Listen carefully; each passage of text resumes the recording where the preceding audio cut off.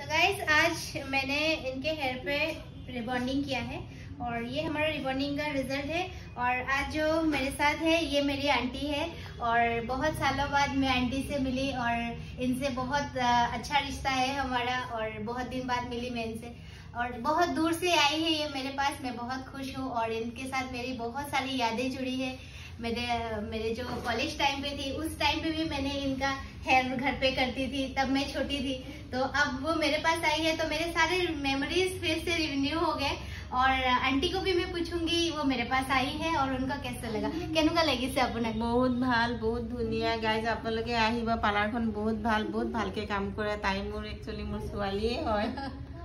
Thank you আপোনাৰ মৰম আৰু ইমান দিনৰ পৰা আপোনাৰ ইমান মৰম আপোনালোকৰ কাৰণে আৰু সবে মোক ইমান মৰম দিছে। বহুত ভাল লাগিছে আপোনালোকে মোক ইমান মৰম দি আছে আৰু মোৰ কামখিনি এনেকে মোক আশীৰ্বাদ কৰি থাকিব, এনেকে যাতে মই আগুৱাই যাব পাৰো।